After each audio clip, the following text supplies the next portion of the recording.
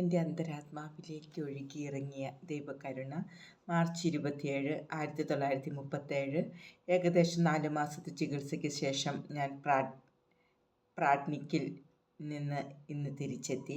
എല്ലാ കാര്യങ്ങൾക്കും ഞാൻ ദൈവത്തിന് വളരെ നന്ദി പറയുന്നു. ഓരോ നിമിഷവും ദൈവത്തെ മഹത്വപ്പെടുത്താൻ എനിക്ക് സാധിച്ചു. ഒരു നിമിഷം നേരത്തേക്ക് ചാപ്പലിൽ പ്രവേശിച്ചപ്പോൾ ഈ വിഷയത്തെ സംബന്ധിച്ച് എത്രമാത്രം സഹിക്കുകയും യത്നിക്കുകയും ചെയ്യേണ്ടി വരുമെന്ന് എനിക്ക് മനസ്സിലായി.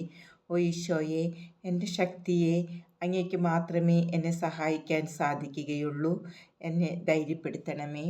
മാർച്ച് 28, ഉയർപ്പ് കുർബാനയുടെ സമയത്ത് കർത്താവിനെ വലിയ തേജസ്സോടും മനോഹാരിതയോടും കൂടി ഞാൻ കണ്ടു. അവിടുന്ന് എന്നോട് പറഞ്ഞു, എൻ്റെ മകളെ, സമാധാനം നിന്നോട് കൂടെ. എന്നെ അനുഗ്രഹിച്ച് അവിടുന്ന് അപ്രത്യക്ഷനായി. പറഞ്ഞറിയിക്കാൻ വയ്യാത്ത സന്തോഷത്താലും ആനന്ദത്താലും എൻ്റെ ആത്മാവ് നിറഞ്ഞു.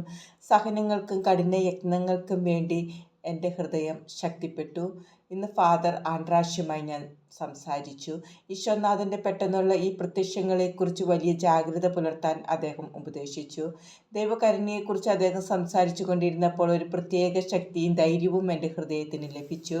എൻ്റെ ദൈവമേ, എല്ലാം വ്യക്തമായി പറയാൻ ഞാൻ വളരെ ആഗ്രഹിക്കുന്നുണ്ടെങ്കിലും എനിക്കത് തീർത്തും സാധ്യമല്ല. ആത്മാക്കളുമായി ബന്ധപ്പെടുന്നതിൽ ഈശോ വളരെ ഉദാരവാനാണെന്ന് അച്ഛൻ എന്നോട് പറഞ്ഞെങ്കിലും എൻ്റെ അനുഭവം വെച്ച് പറഞ്ഞാൽ അവിടുന്ന് വളരെ ലുപ്തനാണ്. അച്ഛൻ പറഞ്ഞു, ദൈവത്തിൻ്റെ ഉദാരത വളരെ വലുതാണെങ്കിലും കരുതലുണ്ടായിരിക്കണം. എന്തെന്നാൽ കൂടെയുള്ള ഈ പ്രത്യക്ഷങ്ങൾ സംശയമുണർത്തുന്നു. വ്യക്തിപരമായി ഞാൻ ഇതിൽ എന്തെങ്കിലും തെറ്റോ വിശ്വാസത്തിനെതിരായി എന്തെങ്കിലുമോ കാണുന്നില്ല. എങ്കിലും കുറച്ചുകൂടി ജാഗ്രത ഉണ്ടായിരിക്കണം. മദർ സുപ്പീരിയർ വരുമ്പോൾ അവരോട് ഇക്കാര്യങ്ങൾ പറയുക. മാർച്ച് 29, 1937. ഇന്നത്തെ ധ്യാന സമയത്ത് കർത്താവിനെ വളരെ സുന്ദരനായി ഞാൻ കണ്ടു. അവിടുന്ന് എന്നോട് പറഞ്ഞു, എൻ്റെ മകളെ, സമാധാനം നിന്നോട് കൂടെ. അവിടുത്തോടുള്ള സ്നേഹത്താൽ എൻ്റെ ആത്മാവ് ആകെ വിറച്ചു പോയി.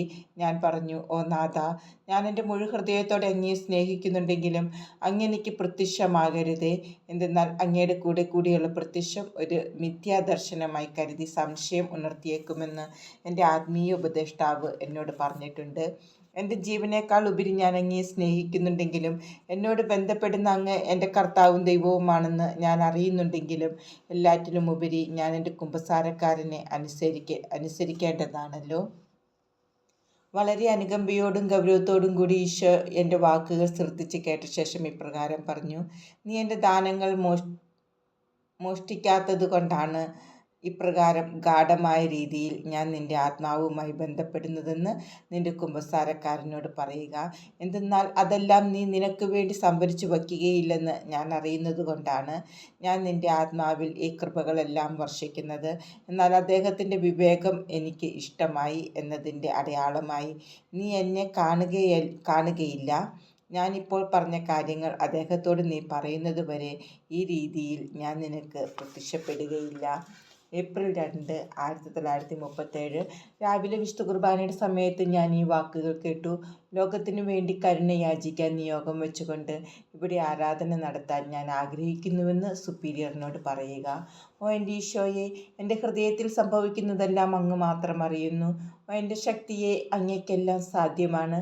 അങ്ങയുടെ കൃപ ഒന്നുകൊണ്ട് മാത്രമാണ് ഞാൻ നിലനിൽക്കുന്നത്. അതിനാൽ വലിയ സഹനങ്ങൾ അഭിമുഖീകരിക്കേണ്ടി വരുന്നുണ്ടെങ്കിലും ഞാൻ എപ്പോഴും അങ്ങയോട് വിശ്വസ്തത പുലർത്തും.